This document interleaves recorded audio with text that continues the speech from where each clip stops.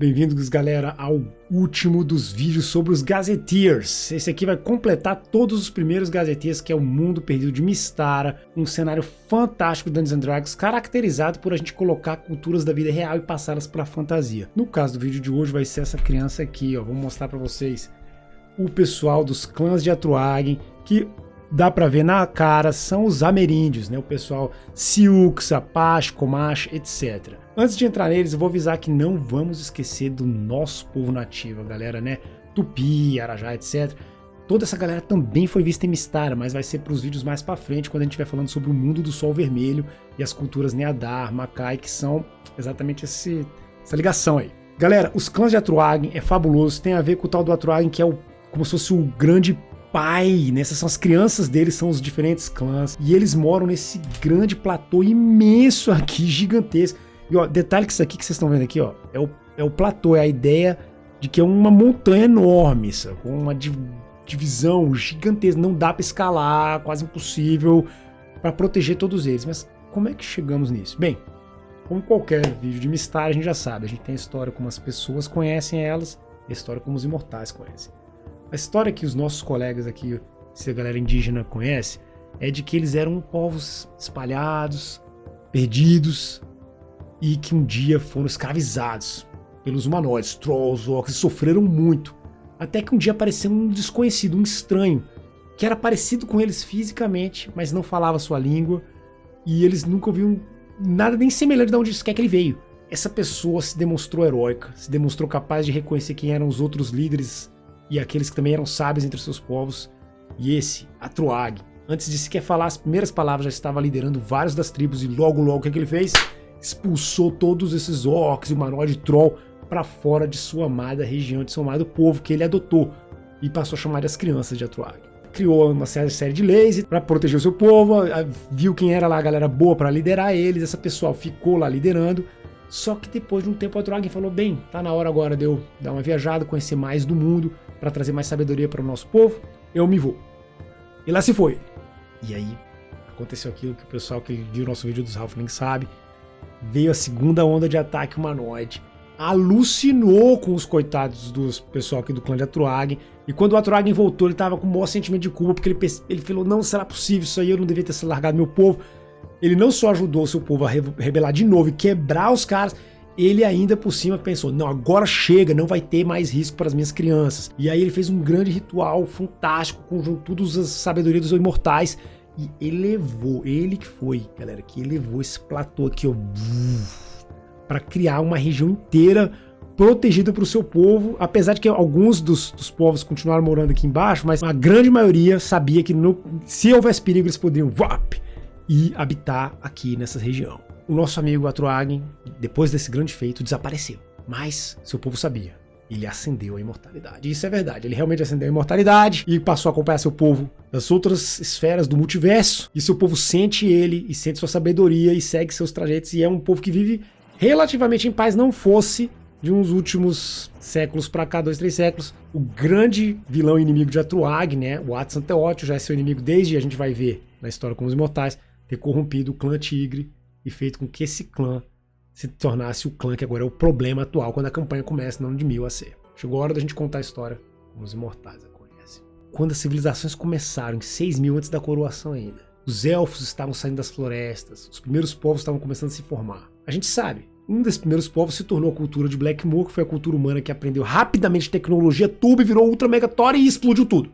Paralela a essa cultura, a gente tem a cultura dos Oltecas, que seria meio que os Olmecas da vida real. Eles tinham uma galera dentro deles que era assim meio mais agressiva, que são os Ascan, os Aztecas da vida real. E essa cultura tava lá, crescendo, tendo esse conflito interno um pouco, mas separada da galera high-tech.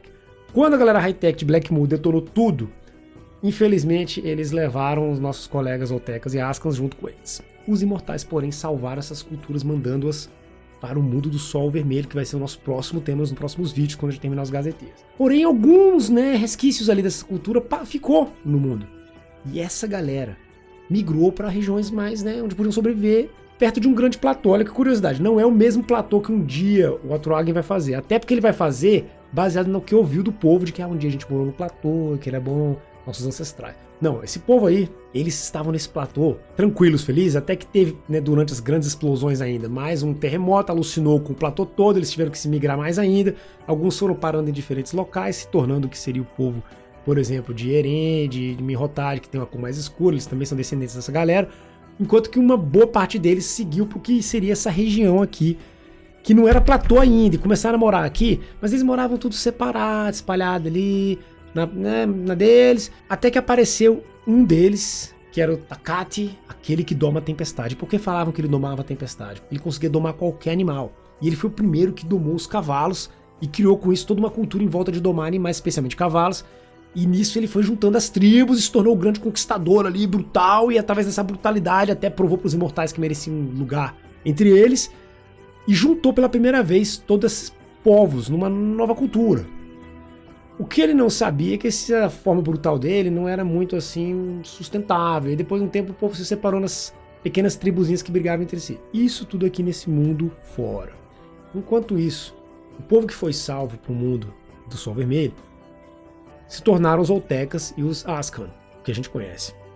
E aconteceu que lá nos Ascans eles tinham um grande líder, o Atruatsin. O que o Atruatsin não sabia é que enquanto isso, quando estava rolando a segunda explosão de Blackmoor, que foi lá em Glantry, um dos sobreviventes dessa explosão foi um elfo que se corrompeu completamente e se tornou o grande vilão de Mystara, que é o imortal Atsanteotl. O nome dele na Eva é o nome elfo Atsin. Ele encontrou o povo Ascan e aprendendo a cultura dos Ascan, meio agressivo, violento, ele viu, é isso aí que eu quero, é isso, esse povo tem a cultura que eu preciso para que o meu ódio por toda a destruição que eu sofri eu possa devolver pro mundo. E quando ele virou um imortal, ele começou a corromper essa galera. Só o Atruagin é que não foi corrompido. Ele e os seguidores dele conseguiram fugir para uma fortaleza que eles chamavam de Quanahuac. Essa fortaleza foi atacada pelos seguidores de Atsanteotl, destruíram tudo. Nisso eles fugiram de novo mais pro fundo da terra e eles foram porque eles chamaram a Cidade dos Mortos e criaram Mictlan. Galera, o pessoal que está acompanhando nossos vídeos já viu que eu fiz um vídeo dos Orcs de Tá, que eu comentei de uma cidade. O vídeo dos Elfos das Sombras, que eu comentei de uma cidade. É essa cidade. Mictlan era a grande cidade do povo Ascan, ainda nobre, que tentou resistir. Porém, o Atsanteotl não é trouxa, ele já tinha os seus Schattenalfen, que são os Elfos da Sombra do Mal. A galera que fala alemão já percebe, né? Schattenalfen, Elfos da Sombra, mas eles chamam como se fosse separado, entendeu? Tem o Elfo da Sombra e tem o Schattenalfen, que é o Elfo da Sombra versão mal. E esses caras alucinaram com a cidade inteira, destruíram tudo, mataram todo mundo, só sobrou o Atruagin, que fugiu de novo. E o Atruagin ele desceu do ponto de vista dele, na verdade ele estava subindo para o mundo da superfície. E o que é que ele encontrou lá? Ele encontrou seus descendentes, né? O seu povo, que era o povo agora que a gente sabe, dos clãs de Atruagin. E esse povo, quando ele chegou, estava sofrendo aquele ataque dos Orcs. E o resto da história é verdade. O que o povo acredita, de que foi lá, juntou todo mundo, tudo isso realmente aconteceu. Aí vocês vão me perguntar, mas peraí, lá, Dobby, o que é que aconteceu com o Mictlan? Os elfos dominaram ela e aí... Cara, aconteceu muita bagunça, até porque esse mortal do mal aí, o Atsanteotl, ele é do mal mesmo. Ele é do mal até com o povo dele, ele é alucinadíssimo. E isso vai ser um outro vídeo, só sobre essa cidade ainda. Mas agora já é mais umas dicas sobre ela, porque ela realmente é um polo central, assim, das histórias de Mystara. Vamos continuar. O Atruagin chegou lá, viu os clãs, tornou eles essa força coerente que eles são, deu suas leis para eles seguirem, e eles foram seguindo, e é aí que começa a campanha dos clãs de Atruagin. O pessoal que já falou sobre isso aqui, sobre esse tema, da galera da gringa, por exemplo, como o Mr. Welch, o pessoal do Vault of Punches, eles comentam que esse Gazetteer foi o último a ser escrito na época, né? Depois eles fizeram os livros do Mundo Oco e tal, mas dos Gazetteers foi o último. E ele foi meio que escrito rapidinho nas coxas, foi meio assim, tudo meio rápido. Infelizmente isso levou a qualidade da parada a não ser tão boa quanto os outros, porque apesar de ter muita coisa fera, ficou faltando detalhes, por exemplo, sobre os líderes do povo, sobre os conflitos dos clãs atualmente. E isso foi tudo colocado a fundo pela galera fã no Vault of Punches. Então eu vou botar os links na descrição dos Gazetteer, que é de graça, que vocês podem ler lá sobre os clãs de Atruagin para ter uma profundidade maior para além desse volume básico. Esse vídeo aqui, porém, vai se manter só nos fatos que você acha nesse livro aqui, que é o livro dos clãs de Atruagin. Beleza, então bora agora falar sobre os diferentes clãs. Como vocês podem ver, dá até para ver bonitinho que tem aqui como se fosse o clã do cavalo, né? As crianças do cavalo. Nós temos as crianças do alce, as crianças do urso, as crianças da tartaruga e, por fim, o pessoal aqui do tigre. Ou da víbora, como eles botaram aqui, né? Que eles podem se chamar assim também, tigre, vipe, é o pessoal Asca, né? Descendente dos Asca. Então, essa região toda é uma região grande, galera. Olha isso aqui tudo é a região dos clãs de Atuag. E aí, o primeiro clã que a gente vai falar é o clã do cavalo. O clã do cavalo é como se fosse o paralelo à cultura Sioux, dos índios Sioux. Então, eles são bem guerreiros, eles são um povo guerreiro e agora vem uma parada muito doida. Eles não têm língua falada. Entre eles é só sinais. Os xamãs deles sabem falar as línguas dos outros povos deles e um pouquinho, talvez, de fora. Mas entre eles não usam língua nenhuma, ok? E eles são um povo guerreirozão e são um dos primeiros conflitos nesse cenário, porque eles não podem lutar contra os irmãos deles e irmãs. Eles têm que se manter na paz. Então eles usam toda essa violência deles para as grandes caçadas de búfalos, mas eles também fazem de vez em quando assim uns combates falsos entre eles próprios, né? Umas lutas que não é pra ser até a morte. Se rolar morte, a pessoa que matou morre junto também, não pode rolar, mas são essas as tradições deles. Uma parada muito fera entre eles é que eles têm também tipo como se fossem assim uns símbolos místicos que eles usam, feitos dos seus totens, e agora eu vou ter que entrar numa explicação maior sobre o povo de Atuag em geral, que no caso deles dá um bônus nos rolagens de salvamento, e pode até você, quando destrói ele, se salvar garantido de algum grande perigo. Muito bacana. Bora falar um pouco sobre os povos de Atuag em geral antes da gente continuar com os clãs.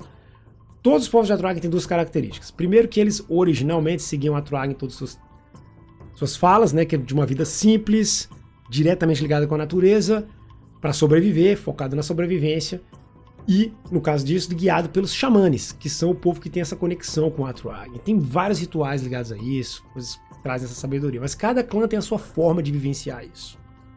Eles não têm conhecimento de metal, praticamente, com exceção do tigre, ninguém nem sabe porquê. Eles não têm conhecimento, por exemplo, de grandes tecnologias, mas eles sabem fazer certas coisas, e cada clã tem uma especialidade muito boa que veio dessa sabedoria de Atuag. Quem joga nos clãs de Atuag vai fazer um personagem que vai ser ou um guerreiro ou um ladrão. Na verdade é um guerreiro furtivo para eles, não existe ladrão no conceito como a gente conhecia nas outras culturas, o cara que rouba. Não, aqui você é um guerreiro furtivo. Você vai ser ou um sacerdote de alguns dos pessoais que o Atuag ajudou a virar imortal depois das galera sábia dele, então ele tem tipo um mini panteãozinho de aliados de imortais, ou do Atuag mesmo. Ou você vai ser um xamane, que são esses tipo, especialistas só do povo da Atuag, que tem uma mistura de magia druídica com magia única deles, que traz muito da natureza e do poder dos totens. Eles lutam, porém, que nem mago.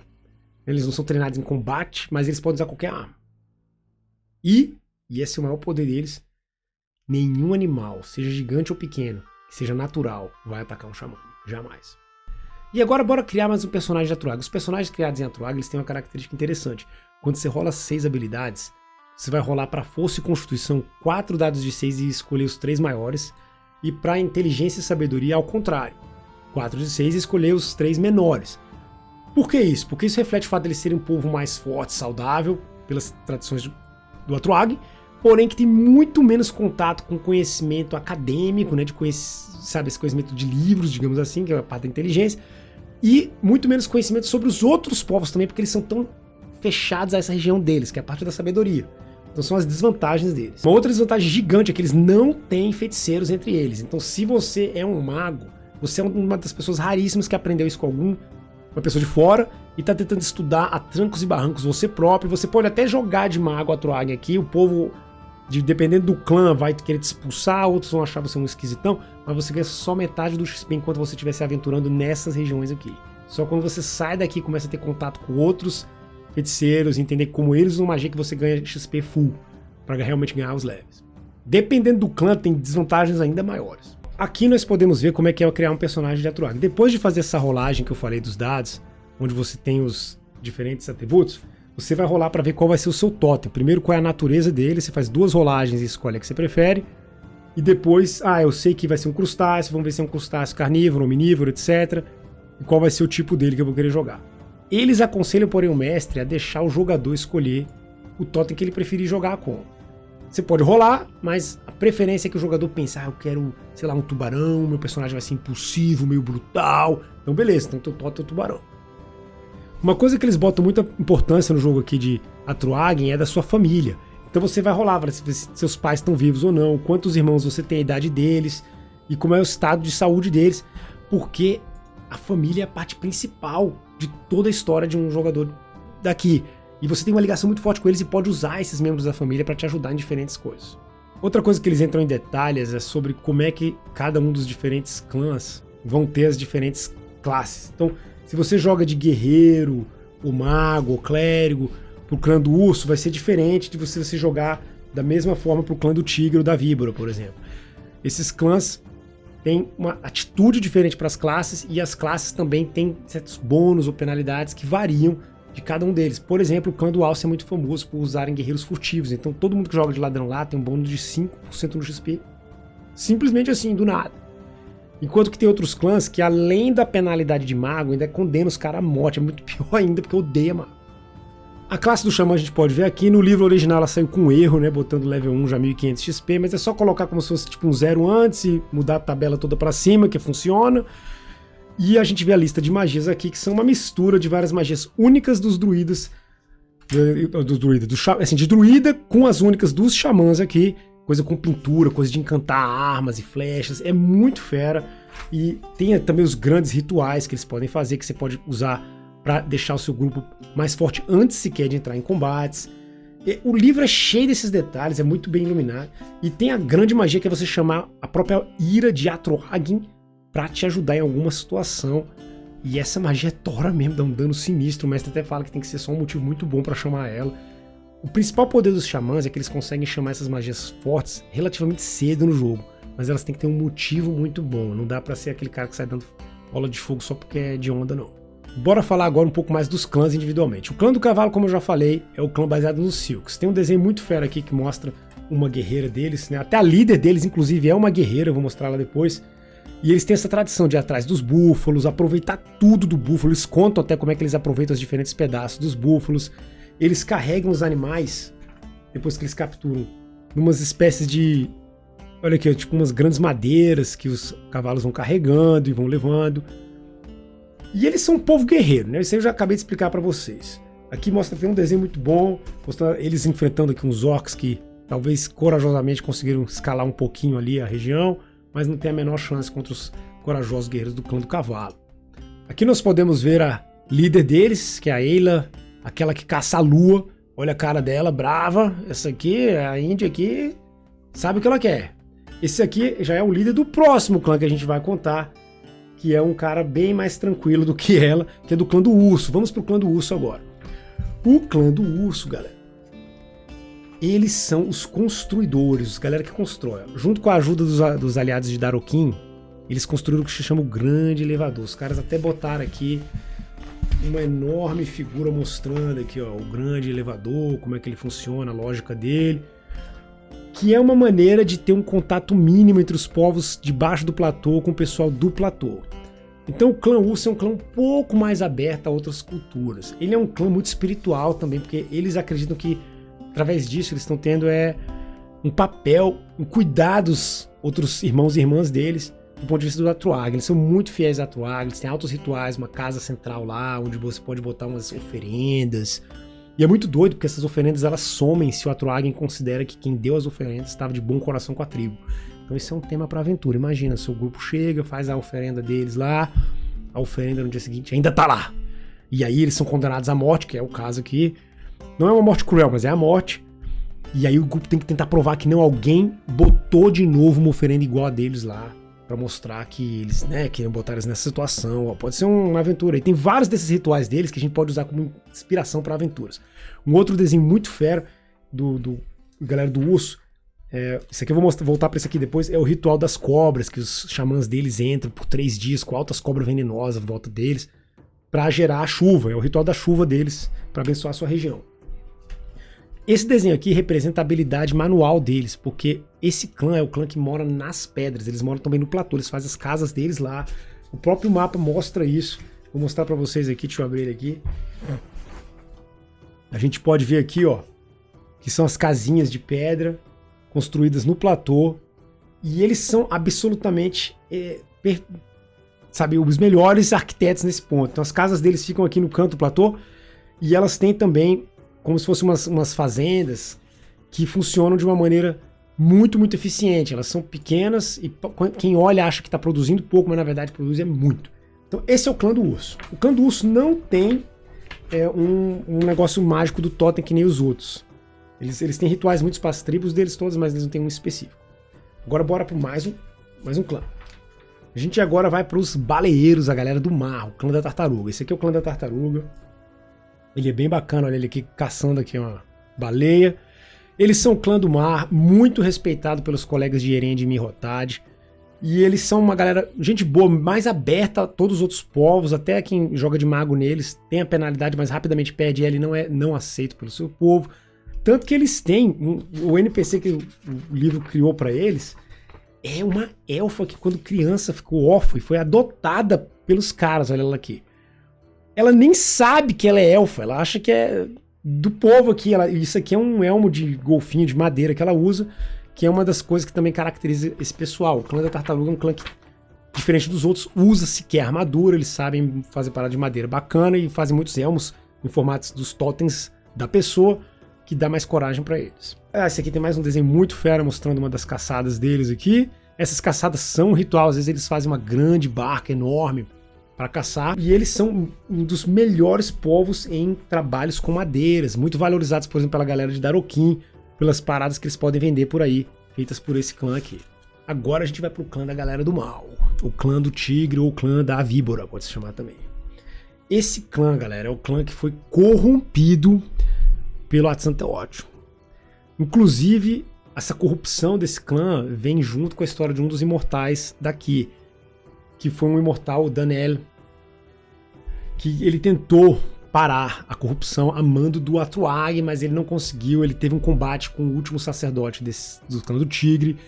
O combate durou dias, onde nenhum deles desistia, até que um momento ele realmente pereceu, e no que ele pereceu, na verdade, ele ascendeu para a imortalidade, pois ele morreu fazendo a causa dele, mas ele não conseguiu segurar o poder do Atzanteotl. E aí esse clã do tigre foi corrompido, e agora é um clã, que eu vou mostrar aqui para vocês, que funciona meio que nem os astecas, né? Eles têm as casas, essas grandes pirâmides, onde eles fazem rituais de matar a galera, de sacrifício, eles jogam o pessoal dentro de poço com piranha, tira antes assim, já mordida ali de vez em quando. São cruéis, se você for capturado é pra morrer lento e dolorosamente. Cara, é o esquema cartel mexicano, entendeu? Os caras querem terror e pânico, eles acham que até o dever deles matar de forma cruel as outras raças fracas do mundo. E o interessante é que eles não ligam pra vida, eles só ligam pra morte, até a deles próprios. Pro clã do tigre, não interessa como você viveu, interessa como você morreu. Então, se você morreu de uma maneira honrada, uma maneira que eles consideram gloriosa em batalha, fazendo alguma coisa importante, aí você é tratado bem na morte. Eles te tratam bem o teu corpo, tuas coisas, o teu povo. Se você morreu, por exemplo, com medo, por favor, não me mata, ou você se suicidou e você é considerada mais vergonhosa das mortes, você é jogada ali num pântano no teu corpo, todo mundo esquece que você sequer existiu. Inclusive alguém que toma, por exemplo, uma ressurreição ali, né, magia de clérigo a level alto, isso também é considerado um pecado. Eles te condenam à morte também, que vão te matar de novo, entendeu? Você não pode ser ressuscitado, não. Isso é um desrespeito com a morte, que é o mais importante de tudo pra eles. E eles são tão alucinados com isso de matar e morrer, que eles têm isso aqui, ó. Eles têm um ritual de jogos deles, de bola, que é tipo um jogo de futebol da Araxi, onde vale tudo, eles podem fazer o que quiser. A ideia é botar do outro lado do gol. Então quem morre aqui é considerado também uma morte gloriosa. Isso aí os caras vêm de boa maneira, morreu assim, tá valendo. E outra coisa que eles têm, semelhante ao clã do cavalo, são as batalhas falsas pra treinar entre eles. Só que, enquanto que no clã do cavalo é realmente batalhas falsas, eles lutam entre si só pra manter a honra guerreira do clã do cavalo. Aqui não, os caras morrem mesmo, mas é considerado, novamente, uma morte gloriosa, eles estão até felizes de morrer assim. Detalhe, que esse ritual os caras pegaram claramente da Guerra das Flores, que era um ritual dos astecas. Eles faziam isso mesmo. Bora agora pro último clã, que é o clã do Alce. Antes a gente mostra uns desenhozinhos de alguns dos guerreiros do tipo, que eles têm uns desenhos muito bacanas. Uma coisa muito fera é essa regra aqui da morte mais gloriosa de todas. Se você tem a morte mais gloriosa de todos, eles fazem uma grande fogueira que queima pela cidade toda, o teu personagem novo, não interessa qual é, começa em level 1 de 4 mais 1, porque é como se ele tivesse essa parte do espírito do guerreiro anterior. Pô, que doido. Bora pro clã do Alce agora. Galera, o clã do Alce é o último clã que faltou. Ele é o clã mais tradicional, que mais segue essas coisas de Atroagen. Eles também têm tradições de pintura, de xamãs. Eles são muito ligados à floresta e a plantas, jardinagem, essas coisas. Eles sempre moram numa área ampla, vasta, próxima à floresta. São as mulheres que vão fazer toda a parte de derrubar as árvores, criar o grande jardim que eles chamam, enquanto os homens abrem uma grande área onde vai ser construída casa de sobra quando eles têm uma nova cidade. Sempre próximo ao rio também. Eles são assim muito ligados à natureza, em geral pacíficos, exceto entre eles próprios, porque eles têm vocês estão vendo, né? Toda essa agressividade aí dos clãs, eles têm que jogar pra eles. No caso desse clã, é uma luta só no murro mesmo, não é pra se matar ninguém, nem sequer ferir demais, mas eles têm que mostrar quem é o clã capaz de subjugar os outros, né? Galera do MMA, Jiu-Jitsu. E eles fazem isso só na forma física, quando precisa, quando algum clã acha que não, agora a gente tá com força suficiente pra mostrar que a gente é que vai mandar por uns tempos. E aí a família manda no clã do Alce, que tiver mais força nesse sentido. Eles têm um ritual semelhante ao dos colegas do cavalo, que eles fazem uns cinturões coloridos, que dependendo do cinturão, depois que você tem a cerimônia, esse cinturão é ligado a um dos personagens, e aí esse cinturão, quando tá com a pessoa que ele é ligada, aumenta um atributo específico em um ponto. Então tua força sobe de 17 para 18, sacou? Muito doido.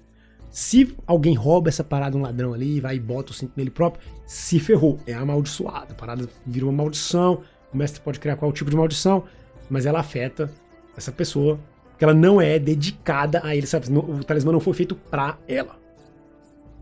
Aqui nós temos mais um último desenho sobre o clã do Alce, e agora vamos mostrar os últimos líderes.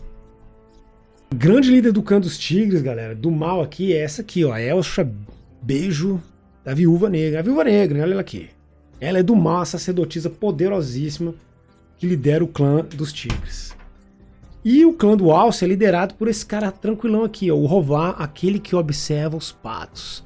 E olha que engraçado, esse cara é relax assim, porque ele ficava horas olhando pato pra lá e pra cá, e ele acha que essas observações aí dos patos mostram o que o Atroagen espera pro clã dele. E ele é o líder desses caras.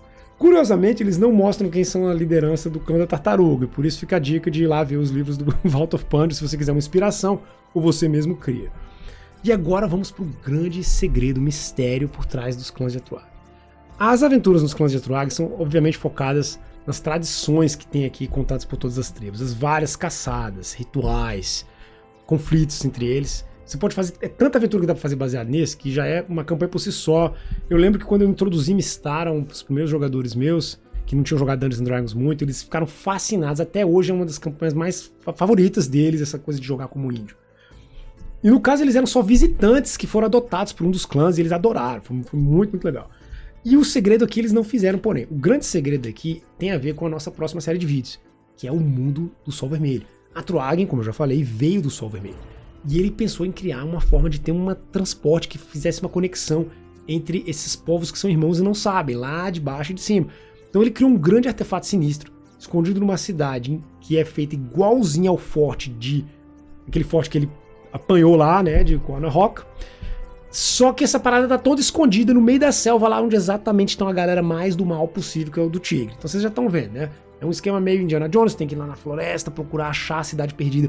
Se tu acha a cidade, descobrir as lendas pra chegar no artefato. Se tu chega no artefato, você descobre que ele é um elevador gigante de ouro, que você entra nele e ele desce lá pra a área do Sol Vermelho. Então é uma aventura fascinante e que dá muita inspiração até pra usar só a região com outros heróis vindos de outros contos de Mystara. Dito isso, fica aquela curiosidade, como é que é essa Terra do Sol Vermelho? Bem, vão ser os vídeos que vão vir por aí. Ainda falta um pedaço de Mystara, porque a gente agora vai para a caixa dos Gazetias de Alfatia e Tiatis, os grandes impérios, e esses serão nossos próximos vídeos.